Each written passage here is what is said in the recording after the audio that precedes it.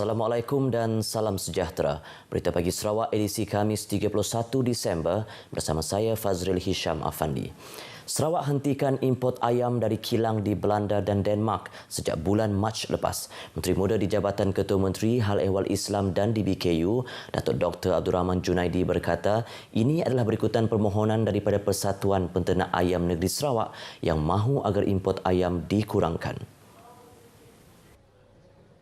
Datuk Dr. Abdul Rahman Junaidi menjelaskan persatuan itu memberi komitmen bahawa bekalan daging ayam tempatan adalah mencukupi untuk menampung keperluan negeri ini. Beliau berkata demikian dalam sidang media selepas mempengerusikan mesyuarat khas Jawatankuasa Halal Majlis Islam Sarawak di Kuching. Sementara itu, menurut Pengarah Jabatan Perkhidmatan Veteriner Sarawak JPVS Dr. Adrian Susin Ambut pula, lebih 100,000 ekor ayam disembelih setiap hari.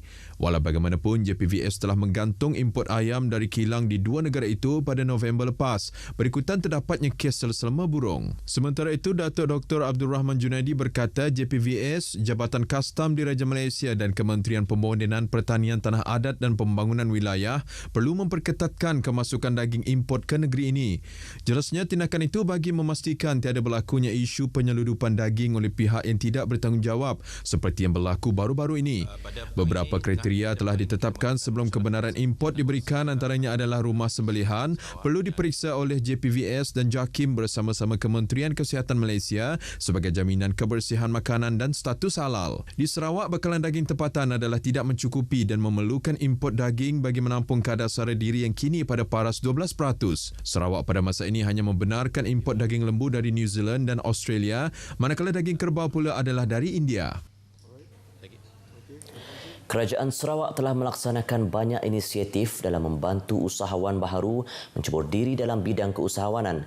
Ini termasuk venture capital untuk usahawan muda dan skim kredit mikro Sarawak. Menteri Pengangkutan Datuk Lee Kim Shin berkata, program tersebut telah bermula sejak 2 tahun lepas untuk melahirkan usahawan di semua peringkat termasuk penuntut universiti.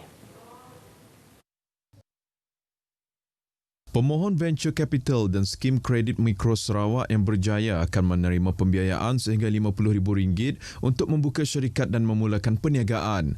Datuk Lee Kim Shin berkata dana berjumlah RM30 juta telah diperuntukkan di bawah pinjaman skim kredit mikro Sarawak dalam Belanjawan Negeri 2021 untuk terus menyokong usahawan dalam mengembangkan perniagaan mereka. Kerajaan juga telah memperuntukkan RM10 juta untuk membantu perusahaan kecil dan sederhana PKS mempromosikan perniagaan secara digital dan RM19 juta lagi untuk tabung bantuan khas usahawan kecil dan sederhana. Beliau berkata demikian ketika merasmikan pertandingan Sarawak Startup Entrepreneurs di Miri. Seramai 57 usahawan daripada pelbagai sektor seluruh negeri menyertai pertandingan yang diadakan secara dalam talian tersebut.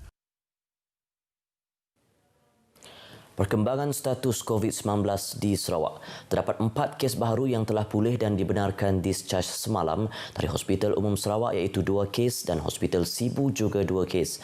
Ini menjadikan jumlah keseluruhan kes positif COVID-19 yang telah pulih dan dibenarkan discharge meningkat kepada 1,068 orang daripada jumlah keseluruhan kes COVID-19 di Sarawak. Menurut Jawatankuasa Pengurusan Bencana Negeri JPBN Sarawak, dalam kenyataan media menambah, jumlah kes yang masih mendapat rawatan dan diasingkan di hospital adalah seramai 26 orang. Semalam terdapat 1 kes positif COVID-19 dikesan di daerah Maradong, bahagian Serike. Kes ke-1115 itu merupakan seorang lelaki warga tempatan yang balik dari Kuala Lumpur menaiki penerbangan dari lapangan terbang antarabangsa Kuala Lumpur ke lapangan terbang Sibu pada 19 Disember lepas. Semasa tiba, kes telah diberikan arahan kuarantin selama 14 hari di rumah kes di Sungai Mado, Maradong serta dipakaikan dengan gelang. Ujian seringan pada hari ke-8 telah dijalankan di sebuah klinik kesihatan kerajaan di Maradong 28 Disember dan ujian RT-PCR kes didapati positif pada 29 Disember lepas. Semasa siasatan awal, kes mengaku tidak keluar rumah tetapi telah makan bersama ahli keluarga yang lain dan telah menerima kunjungan beberapa orang penduduk dari rumah panjang yang sama semasa sambutan Hari Christmas. Kes ini tidak menunjukkan sebarang tanda atau gejala jangkitan dan telah dirujuk dan dimasukkan ke Hospital Sibu untuk rawatan lanjut. Kes ini dikategorikan sebagai kes import B yang telah mendapat jangkitan semasa masih berada di Kuala Lumpur. Kontak rapat ahli keluarga kes telah dimasukkan ke pusat kuarantin untuk saringan COVID-19 dan bagi tujuan pengasingan dan pemantauan lanjut. pengesanan kontak-kontak rapat lain kepada kes ini dan tindakan pengesanan kes secara aktif sedang giat dijalankan. Semalam, daerah Kuching, Sibu, Bintulu dan Lawas kekal berstatus kuning dengan jumlah keseluruhan kes jangkitan tempatan dilaporkan dalam tempoh 14 hari yang lepas iaitu Sibu 2, Kuching 1, Bintulu 1 dan Lawas 1 manakala 36 daerah lain kekal berstatus hijau. Tren pembinaan lantai mezanin dalam restoran-restoran di Bandar Sibu semakin meningkat. Justru itu, Majlis Perbandaran Sibu MPS mengambil inisiatif untuk menggariskan satu polisi sebelum lantai mezanin boleh dibina di sesebuah premis perniagaan. Menurut pengerusi MPS Clarence Ting, pihaknya mengambil serius perkara ini kerana ia melibatkan keselamatan orang awam. Jelasnya apa-apa struktur yang didirikan dalam sesebuah premis perniagaan haruslah diperiksa dan disahkan kekukuhan dan tahap keselamatannya. Menurut beliau, apabila lantai mezanin dibina, ia juga perlu mendapat kelulusan daripada pihak bomba. Council, on behalf of the public, okay, is very serious about this matter because we do not want the public that comes to this shop and then have their personal safety compromised because the owners did not get the license. Clarence Ting bercakap pada sidang media selepas mempengerusikan mesyuarat ahli majlis MPS. Tambahnya, bermula tahun 2021, pemilik kedai yang menggunakan lantai mezanin juga disaran mendapatkan insurans liability awam bagi melindungi pelanggan mereka.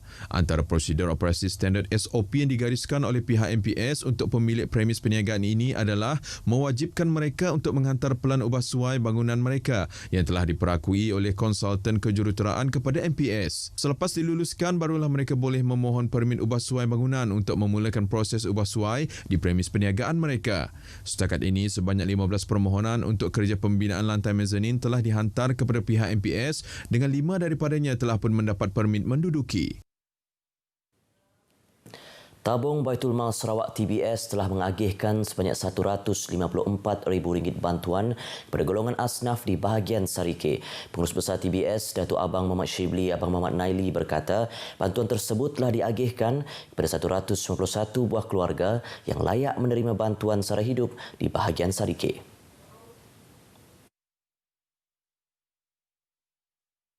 Inilah peranan Baitul Mal di mana kita tidak dapat membiarkan mereka-mereka yang terkesan yang memerlukan bantuan ini, dan kita sentiasa memastikan mereka dapat dibantu jika masa mereka memerlukan.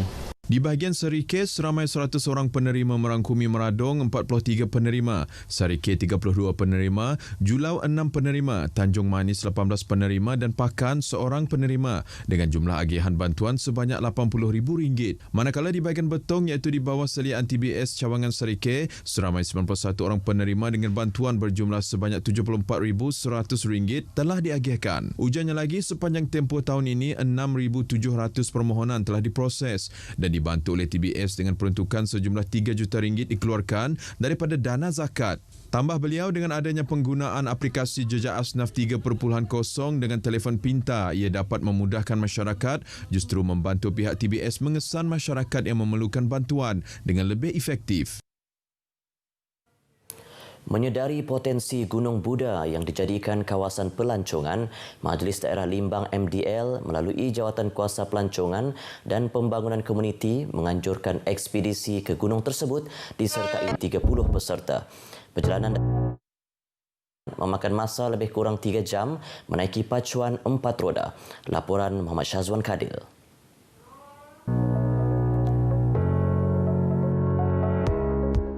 Untuk memahamkan pelancong berhubung latar belakang Gunung Buda dan kawasan sekitar, pemandu pelancong bertauliah disediakan sebelum aktiviti meredah denai dimulakan.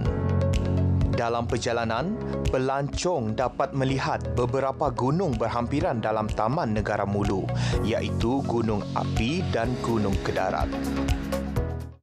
Sudah pasti tempat ini merupakan hutan yang tidak terusik dan didapati banyak tumbuhan yang menarik dan pemandangan yang begitu menarik sekali bagi pengunjung untuk datang ke tempat ini. Saya sangat teruja dengan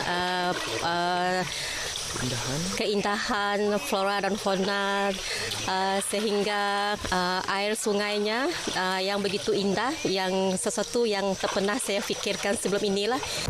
Untuk menarik pelancong menjadikan lokasi ini sebagai tempat pertama dalam senarai dikunjungi, beberapa kemudahan infrastruktur juga wajar disediakan. Memberi banyak inspirasi dan juga ini boleh dijadikan sebagai platform untuk kita meluangkan masa dengan alam semula jadi dan juga merilis tension kita. Gunung Budak mempunyai keindahan flora dan fauna yang semula jadi dan masih belum diterokai dan tidak boleh diterokai tanpa kebenaran. Keindahan semula jadinya merupakan ciptaan ilahi. Sazwan Kadil, RTM. Paparan itu tadi mengakhiri Berita Pagi Sarawak edisi 31 Disember hari ini. Meskipun tahun 2020 bakal melabuhkan tirainya, pastikan kesetiaan anda terus mekar dan subur bersama kami di RTM. Saya Fazril Hisham Afandi, salam hormat.